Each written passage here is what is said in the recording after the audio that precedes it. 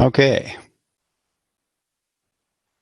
Should be able to see the screen. You probably see the little box over here on the right-hand side too. Has but joined the meeting. I can move that out of the way. Nope, so I'm just going to leave that there. But hopefully you should be able to see the screen. The material for this PowerPoint is out on the portal. We notified you of that in advance. If you went out and grabbed it ahead of time, great. But it'll be out there for a while afterwards. You can go get it off the portal when we're done. So back up one.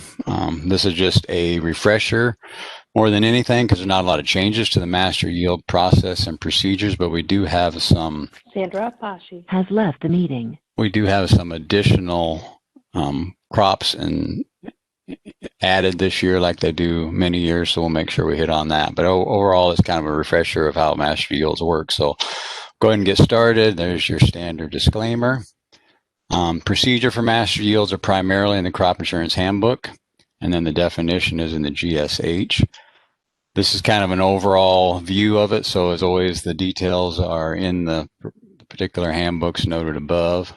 One note at the bottom right off the bat, there'll be some new state and crop additions coming up, and we'll show you those anytime. Well, let me back up. Prior to late in 2020, if you had master yields available for your crop in your county, you couldn't have simple average T yields on that crop in that county, whether you were actually utilizing the master yield process or not. Simple average T yields were not available. That was changed in 2020. It came out kind of late in the year, but it was changed for 2020. Has joined the meeting. That's still the case for 2021. So what this slide is talking about is for those states and crops that are new for 2021, if your insureds do decide to utilize a master yield procedure, then if they had any simple average T yields on that crop, on that policy, they will not be able to utilize those simple average T yields. So it's either master yield or simple average T yield, but you have to actually be utilizing a master yield procedure before the RMA takes away the simple average T yield. So that was a good change in 2020. We'll touch on it again later, but I wanted to get that out on the table right off the bat. These are some of the things we're going to talk about. There's no quiz for you. We did training last week. We have to certify our underwriters to be able to verify master yield. So we used this material last week and we certified a bunch of underwriters. So we'll have more people that are available to approve initial master yield. Left the meeting. So there's the definition of master yields right out of the General Standards Handbook. I'm not going to read that to you. You can go back and look at it. I think everybody probably understands for the most part what master yields are about. This is a little simpler version.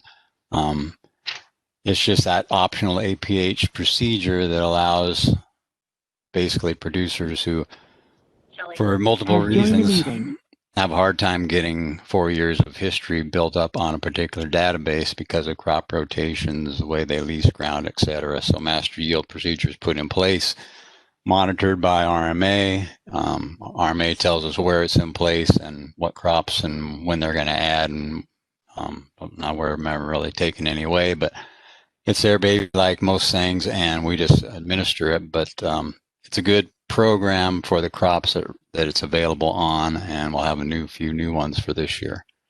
So this just kind of takes what we were talking about on the previous couple slides and puts it into perspective where you can see it graphically. And if you're in a rotation crop, which a lot of these master yield crops are, and you always have to keep rotating to stay off those same acres to stay in compliance with the rotation requirements, it just takes a really long time to get 4 years of actual yields built up on one particular database. So the master yield concepts allows you to take all the databases that are on this slide, these pivots, and take the acres and the production from all of those for that crop, practice type, and TMA, and utilize that for a yield that can be used on each one of those individual ones. You still keep track of the production in acres that came off the individual fields, sections, units, probably more units, but in this case we're looking at fields. And then the lump sum of all those is added up every year, and that becomes the master yield summary database, which every one of these fields in gets to utilize for their approved yield for that particular year. So look at some examples later, but that's the concept, and it works well, and it's something that needs to be considered if you're in an area that has crops that are eligible for master yields. And on that note, here is the chart and the slide that shows you what crops are available in what states for master yields. And the ones in red are new for 2021. So buckwheat and mustard are new crops in total to the whole master yield concept. The other ones that you see in red are new to a particular state. So we've had a little bit of both, but buckwheat and mustard are the big crops that are added. Dry beans were added in Minnesota, dry peas in California. So that's where we stand. If you're on this webinar, presumably you're in one of those states. You're writing master yields on those crops, or you're getting ready to, and you want to learn about it. So that's an important slide. And again, that's in the Exhibit 17 in the Crop Insurance Handbook. So just compare our standard APH procedures to master yield side by side, APH on the left, master yield on the right. As you know, APH is a guarantee based on a particular unit. A master yield is a guarantee based on the operator tenant. We'll talk more about operator tenant a little bit later, but like the third bullet says, APH is land-based guarantee. The master yield is more of a producer-based guarantee. We utilize the yields for all of his crop in the county for that type practice, TMA, and that becomes a guarantee that he gets to use on all the individual databases. That's the master yield summary database. And again, jumping back up to the second bullet, simple average by individual APH database. For APH master yield, it's a simple average by master yield summary level. And then they're separated by practice type and TMAP area, when TMAP areas are applicable. And then on the left, again, you have your cups, all those alterations that we have for APH apply to the APH program. Yield floors do not apply to master yields, but the other ones that you see there do, only we apply them at the summary level. We don't apply them at the individual databases that are making up that summary APH master yield summary. It's these TAYA, et cetera, are applied to the summary level database. And we'll show you that in a little bit as well. Join the meeting. And here is just an example of what a master yield does. You got your APH over there on the left. You can see Unit 1 has a 6561 ton average or pound average, and 102 has 7191. What the master yield concept does is take both of those together and combine them into this master summary APH database that you see on the right. So you get the benefit of the individual yields on 101 and 102, and then you lump them together for this master summary database, and you can see the combined yields come up with a 7222, which is better than both of the individual ones could be. You've got 4 years of actual history in the master yield summary, where you had T yields and 0 acre yields in the individual ones. So that's the advantage. Again, that's kind of the whole concept, how it works and how that master summary database looks when you're done, and the advantages that provides. So just some general information now as we move into some of the detail. Number one, master yields are not applicable for CAT. If you're going to establish a master yield, it's all acreage crop in the designated master yield area. So we use all the acreage from the crop that the operator has or had in the county, and we look at it by practice type and TMA. So everything that he has for that crop then is used to develop his master yield. Everything that he has in the database. We go back as far as his database goes.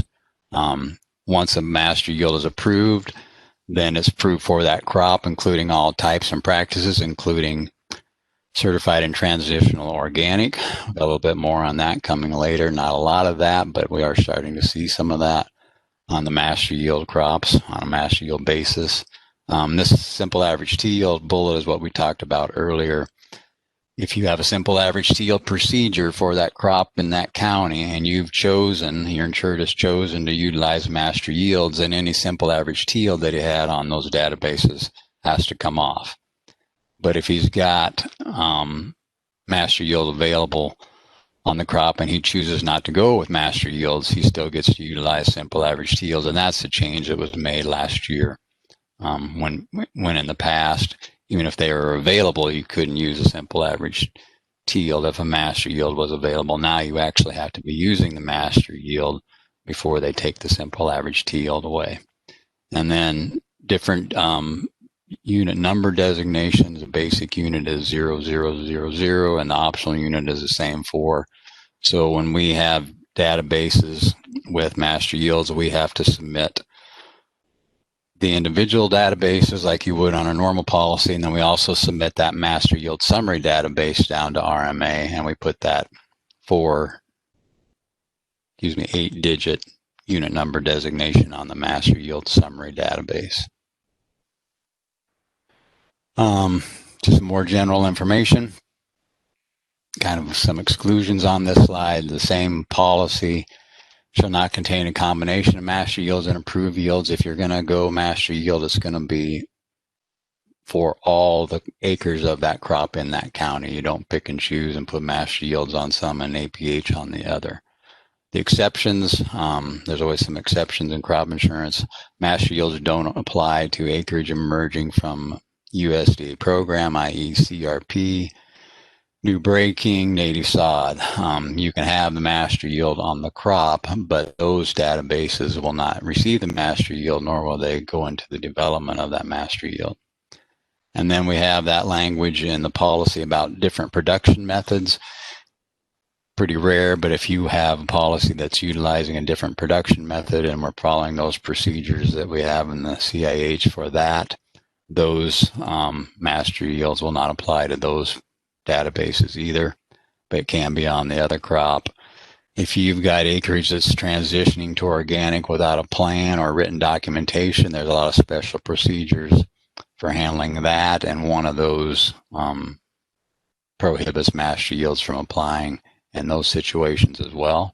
It could be on your certified and transitional practices, but if you've got the acreage that's transitioning without the plan, that's the key. It's the transition acreage that doesn't have a plan that doesn't get to use a master yield. And then anytime a written agreement is in effect where the RO has assigned a yield, particular yield on a database, master yields do not override that. So back on the training that we did for our people last week, every AIP has to have their underwriters trained to be able to approve initial master yields. RMA has the ability to withdraw that authority. Not aware of that ever happening. It certainly hasn't happened for NAU. AIPs can elect not to be responsible for the approval of initial master yields, in which case they would all have to go to the RO, and that would slow things down considerably. So we have not done that. Obviously, we have our underwriters certified, and they can approve initial master yields as long as it's an approvable one. The bullet at the bottom is a couple instances where the request to approve initial master yield has to go to the RO, and one of those is an adjacent county. So if I've got a master yield on, I'm going to say Gosper County, Nebraska, probably not a county that has sugar beets in it, but I'm not sure. I'm not up in my adjacent counties when I get out into western Nebraska or where some of the other master yields are. So I'm going to use counties where I'm from. So Gosper County is adjacent to Mills County. Frontier County. If I have a master yield in Gosper County, and now I'm buying some ground and going to be farming some ground in the adjacent county, Frontier, I can make a request to the RO to take the master yield that I've used and developed in Gosper County, and then they will decide whether I can apply that master yield to that adjacent county. The one experience that I've been in, the RO does that, and then they start you with a yield that is equivalent to your master yield. You get that 4 times in the new county, and then you start developing from there. So that's one example where they have to go to the RO. The other one is you've got a person who participated in the creation of a master yield, but they don't have it on their database. It wasn't, they didn't have the sharing interest, but they had a lot to do with the creation of it. If that can be proven to the RO, then that person who was involved in the creation of it can sometimes have that master yield accredited to them when they start farming on their own. And then there in the middle in the yellow, for some reason, the initial master yield for Colorado onions and Texas potatoes still have to go to the RO the first year those are requested. So those are the two crops that for the initial master yield, they always have to go to the RO. Deadlines. There's always deadlines, of course. First, the request has to be signed for master yields by the production reporting date. So that's signed by the agent and the insured by that production reporting date. And then the request for approval comes into us. That has to be to the AIP no later than 20 calendar days after the production reporting date. So that's when we have to receive the request, signed by production reporting date, received within 20 calendar days after, if it's coming to us. If it's one that has to go to the RO, then again, signed by production reporting date, but received by the RO no later than 30 calendar days after the production reporting date. So you got a little more time if it's one that has to go to the RO. And in both cases, if we don't get them timely, then we just can't look at them for that year, and they'd have to try again the next year. So some of the process on establishing the initial master yields, and this is the operator tenant basis that we were talking about at the very beginning. They're established on an operator basis. So all of the let's talk sugar beets, that's a common one. All the sugar beets that I'm an operator on in the county make up my master yield summary database. So the operator is described as an individual with the largest insurable interest. So if I'm not an individual operator, if it's a partnership, if one person has more say in the other, or a corporation, one person has more say in the other, the operator is the one who has the largest insurable interest. He's the one that's making the farm management decisions. That is who the master yield is developed for. If you look down at the bottom bullet, it says if two or more equal interests are involved, the operator is the individual who makes those farm management decisions. There are instances where two or more individuals may have equal interest, and they say they have equal say in the management decisions, then they're both considered to be the operator, and we'll have one combined master yield for both of those people. But normally there's one person who has the largest insurable interest. That person is normally one making decisions. So that's who we develop the master yield for. If that operator shares with other persons, the same master yield must be used for all people in which he or she is the operator and insures under separate policies. So example of that, pretty common one is joint ventures and sugar beets. Another example, if I'm farming sugar beets in a county and I'm insuring under my individual name and then a Umberger Farms Corporation, I would be the operator for both. So all of the sugar beet databases that I have on my individual policy and my Umberger Farms Corporation policy, because I'm the operator, would be looked at together. Those would be added up, and that would be my master yield summary database. And then I would use that master yield on my individual policy and my corporation policy. And then if I have a landlord who is sharing with me, that landlord would have ability to use that same master yield that I've developed, because I would be the operator on his policy, me being the tenant and him being the landlord. So that's kind of the concept of the operator basis. A lot of details in the crop insurance handbook. It works well. It's important to get that operator identified up front, and once that's done, then we just keep moving forward in that same manner until the operator change. More on the operator. If the policy covers land farmed by more than one operator, a separate master yield must be established. So If you're a landowner and you've got multiple operators on your ground, it's very possible for one tenant to have his own master yield and another tenant to have his master yield. And as a landowner, you'd have the ability to utilize both of those operators' master yields, but you then would have two different operators or operator master yields as a landowner because you've got two different operators on your policy. So it all goes on the operator. That's who gets the master yield. If you're a landowner, you can utilize that master yield from the operator. You have to make that request, though, and it has to be done by the production reporting date. And that's what's talking about in that bottom bullet. And then in the middle, the operator from each master yield must be denoted on the APH database. That's something that we have to determine up front. We get that information from the agent and the insured. They tell us who that operator is, and then we actually have to enter that on our APH database so everybody's aware that that is the operator on this policy. So that's an important piece of it right up front to get the entities right, kind of like your standard policy. You got to get the entities right up front, and then presumably they don't change much, and then you can keep just moving forward, but you got to get it set up correctly to start with. Then the production reporting requirements that go behind this as well.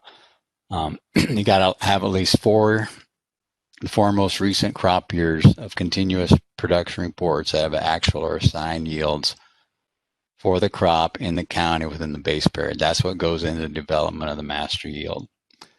You don't have to have 4 years of actual for every database, but you got to have 4 years of actual records for the crop in the county to get in the game on master yields.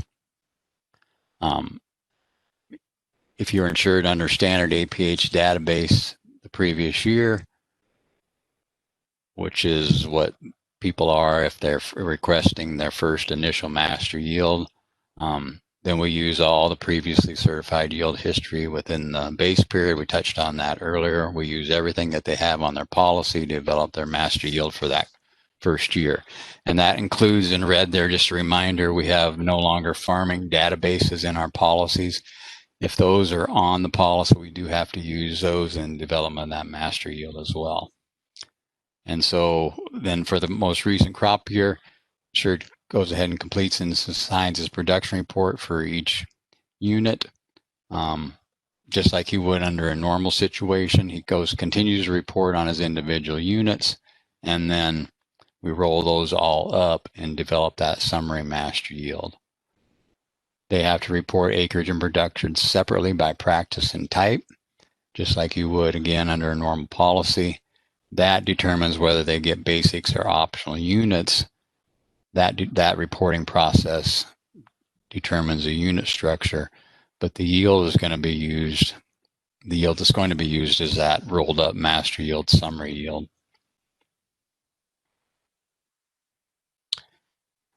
A little bit more on the APH production reporting requirements.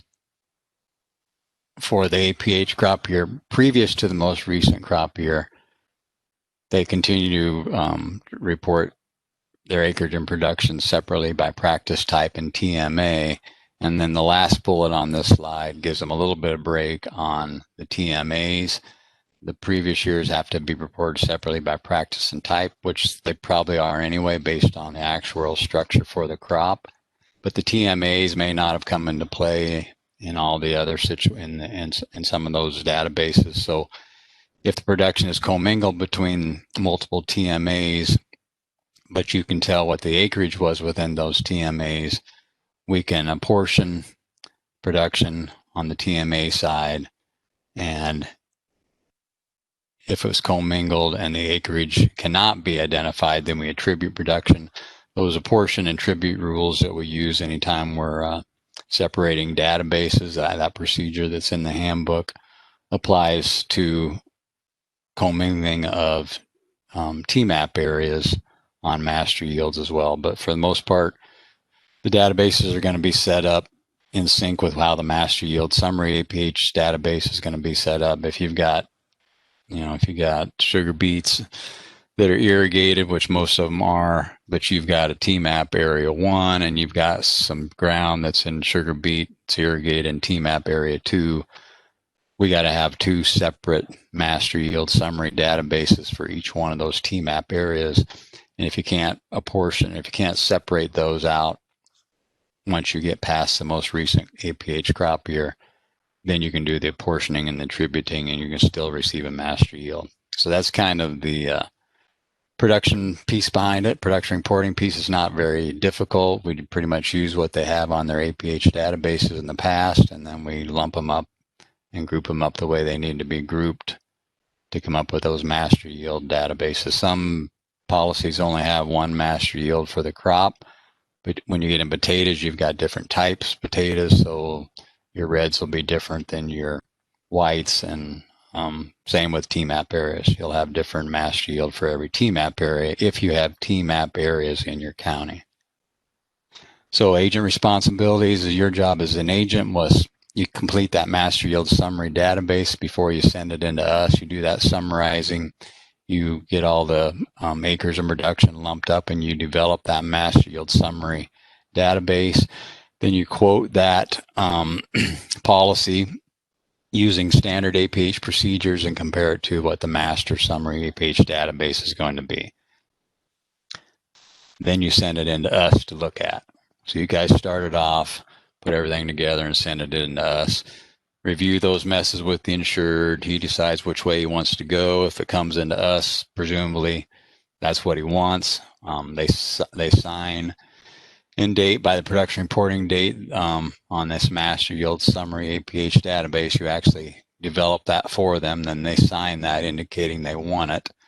When it's signed and comes into us, that's their indication that they do want that database or that master yield summary. And then we go through the process of verifying and making sure all the numbers are right, or making sure that everything was done correctly. So you send in the master yield summary APH database, and then all the individual unit databases that you use to put that master yield together, and then our underwriters look that all over, check the calculations, and make sure everything's done correctly. And that's the process I'm talking about here next.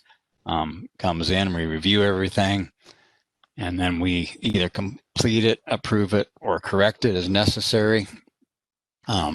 Make sure we have the 4 years of actual signed that you need to qualify. And again, it's not on every database. We just need 4 for the crop in the county. And if you got less than 4 years of an actual signed yield on a particular practice type or TMAP area, that doesn't matter. We have an individual determined yield that we use to fill in the blanks. That's just 100% of the T yield. We'll show you one of those later, but those aren't set in the database. They roll out as more years of actual come in.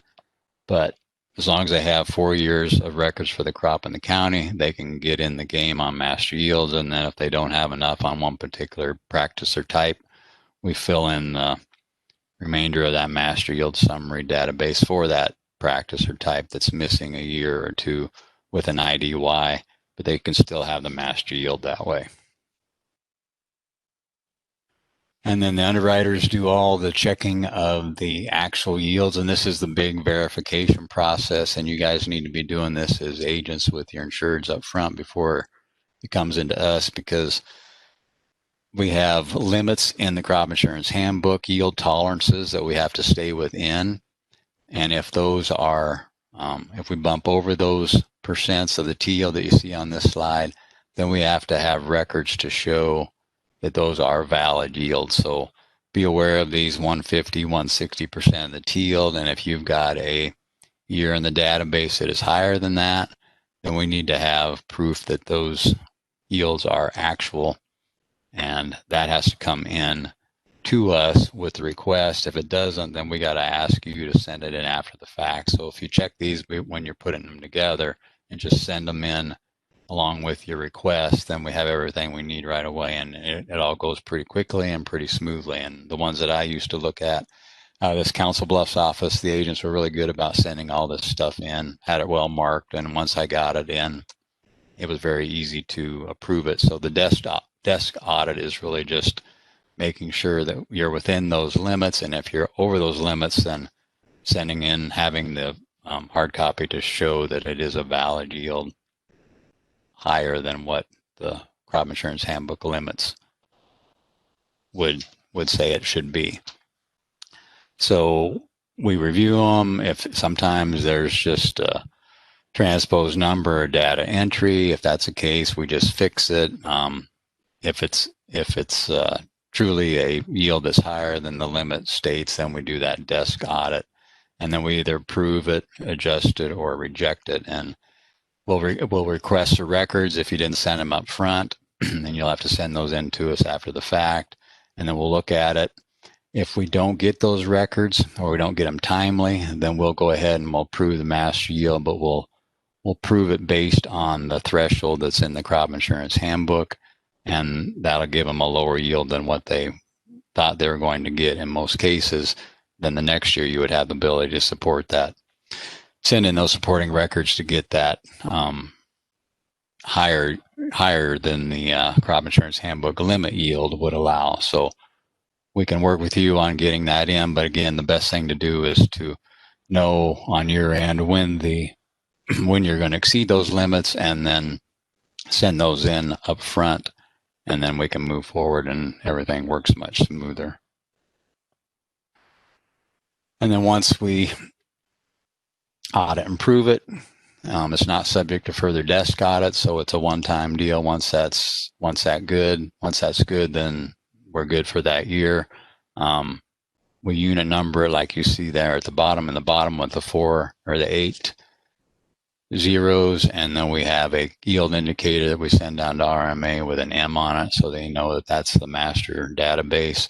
There in the middle, in the past, again, 2020, they made some good changes to master yields, and the one that was what we're talking about here in the middle of this slide is in the past, after we did the desk audits on the individual yields that make up the databases, we then had to put some tolerance checks against the average yield for the master yield summary. And that was a little bit redundant, a lot of extra work, and RMA did away with that. So moving forward, we don't have to worry about that. We just look at those limits in the CIH and apply them to the individual databases that are being used to develop the master yield. And then the acceptance part, after we've done all that, everything's come out okay, we have all the proof we need, we've put our stamp of approval on the master yield. If what we say is within 90% of what you quoted to that insured, then they get the preliminary master yield. So when it comes into us, the insured is accepting the fact that if I get what I asked for, then I'm taking the master yield on this crop. If we end up changing things enough that what we approve is less than 90% of what you approved before you sent it in, what the insured thought he was going to get when he put everything together and sent it in, then they have the insured has a request for a mutual consent cancellation. And I haven't run into any of these that I can recall, but it does happen. And they decide then if they really want it or not. If it's less than 95% of what they thought they were going to get, they get the opportunity to opt out for that year. And if it was not quoted by the agent, or if the insured's intentions are not clearly documented, then we return the master yield request unapproved, and we just go back to standard procedures. So that's really not an issue. All the ones that I've dealt with, they've been within 95%, and if they weren't within 95%, the insured, when it decided he wanted to go ahead and take it anyway. But if we give the chance for mutual consent cancellation, and they choose whether they choose to cancel it or whether they choose to take it, they have to sign something and send it back into us, so we clearly know what they want to do. But you won't run into that too often based on my experience. And then we update master yields every year thereafter. Once the initial master yields are approved, then it's just an updating process every year. So the underwriter does all those same calculations, but they're only doing it for 1 year now because we're just updating for the most recent year. But a couple of years ago, we put procedures in place as a company that we have agents send in your individual unit and master yield summary databases to our branch office So underwriters can perform those CIH yield tolerance checks every year annually for you, so we can make sure both parties make sure we have it right, so we don't have any issues down the road. So that is still in effect, and that's put in place a couple of years ago, I think. If they don't grow anything, they send it in anyway with 0 acres, so you just have the same yield you had the previous year. And then we'll approve it and update it for the current year, so you'll have a different master yield summary APH database, and that will be what you'll use for your approved APH yield. And we continue to do that until they decide they don't want master yields anymore. It's just an annual verification and updating every year, just like we do your standard APH, only we're also updating the master yield summary database. If they change their policy, they add a new practice or type, or they add land that's in a different TMAP area than what they had on their policy, then that's looked at as an initial master yield approval process. So we go through those same hoops we did. We would have to add a new master yield summary database for a TMAP area, for example. And so that is looked at then as an initial master yield request. So we have that 20 calendar days to get that turned into us. So you have to be aware of that. Know about that early enough that you have time to get that request in to add that additional TMAP area or that new practice or type that the insured didn't have before. And then the operator is the one who's got all the history, so he's the one responsible for providing those annual production reports to update the master yield. Some yield limitations, we got all these alterations to APH, and this couple slides are going through how those impact and interact with master yields. So yield floors right off the bat do not apply to master yields. And then cups is this next section. If you've got cups chosen on your policy, remember we have to select cups now, where in the past they were automatic. So the first and foremost is you have to have cups elected on your policy. But if you do have cups elected and you're going from a master yield last year to the master yield this year, apples to apples, then the cups do apply. But if you're going from standard APH database last year, this is your first year for your master yield, then there's no cups that first year when you transition from standard to master yield. So that's how it works on cups. YA and YE work the same. They do apply, but they apply to the master yield summary database, not to the individual databases that make up that master yield. So that's how it works for YA and YE. And then new for this year, quality loss option. They did it different on quality loss option. We apply the quality loss replacement to the eligible actual yields in the databases before we sum it up and put it on the master yield summary. So your post-quality yields are what's going to be used in the database to calculate the master yield summary. So presumably that higher yield from your post-quality loss will be what is used to calculate the master yield summary database. And that's different from the other ones where we don't apply those YA, YE until we get to the master yield summary. In this case, we apply it up front and use that altered yield in the development of the master yield summary. And then if you're in North Dakota, you have personal T yields, and basically you got two choices. You can do personal T yield, which is kind of like a master yield in itself, or you do the master yield process. They don't work together. It's one or the other on the quality loss option or the personal T yield. A little bit on organic and transitional. Again, master yields also apply to certified and transitional organic. So if you're requesting a master yield for a crop that has, and you've got certified or transitional databases for your crop, you're going to have to develop a master yield summary database for both of those. If you've got less than 4 years, we use the IDY, and we use that until we get 4 years of each one of those particular types. And if you want to cancel, like most things in crop insurance, you have to cancel by the cancellation date. You can do that. Otherwise, they're going to stay in effect and move forward, and that's what most people do. When you do cancel, all the years of production history that were attributed to that insurance farming operation under standard database has to be used when they separate it back out. So if you're a landlord, that can may cause you to have to recertify some of your actual yields. If you're the operator, you've already got them there anyway because you've been keeping them separate. But if you're the landlord, it could be a little trickier when you might have to resurrect those units from the unit history that rolled out of the base period. But I've never run into an instance where someone has canceled a master yield. If it works for them the first year, they want to utilize it and they keep utilizing because the process works. It's a procedure that works and does what it's designed to do. If you do switch back, any database with fewer than 4 years of actual yields after you switch back does not get to use a simple average T yield. It's stuck with a variable T yield.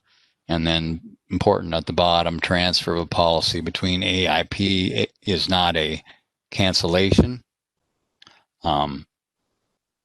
Unless they specifically cancel the master yield. If they're just transferring from one company to another and they have master yields, that master yield follows them, and we should get what we need from the other company, or we will send what we have to the other company. So they can just pick up and calculate that master yield moving forward with a new AIP like they would if they would have stayed with their original AIP. And these are just some examples in the CIH that we put in the presentation. They're good because they show the TMAP areas. So this is a insured who's in 2 TMAP areas. So you can see he's got 3 databases and 3 separate sections. He has optional units. I guess he got a basic and 2 optional. And he doesn't have 4 years of records in any of them. In fact, one of them, TMAP Area 1, he doesn't have any years of records. Same in MAP Area 2. He's got to have a separate master yield for TMAP Area 1, separate from TMAP Area 2. So he's got a smattering of yields between his 3 databases in the TMAP Area 2 acres. And then when he's done with the master yield, we've rolled them all together. You can see he's got TMAP Area 1 has 4 years of actual. So he's getting a simple average of those 4 years. TMAP Area 2, he does not have 4 years of actual for that TMAP area, so he gets 2 IDYs marked with a T. They're 100% of the T. Call them IDYs for master yields. Not sure why that is, but it's the same thing as 100% of the T. And because he's got 4 years of records for the crop, he can do the master yield process. He doesn't have 4 years of records in TMAP area, but that doesn't stop him from getting master yields in TMAP Area 2. He just fills in those missing 2 years with an IDY. And then a few questions and answers from training that was done by the ROs last year.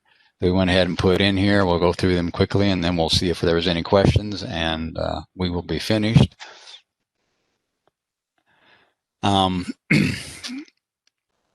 This is just talking about the scenario that I mentioned where you're trying to get a master yield and transfer it to an adjacent county. The RO looks at those, they approve them, they give you an F yield or some indicator yield. It may not necessarily be an F, but basically you get a yield 4 times in the database.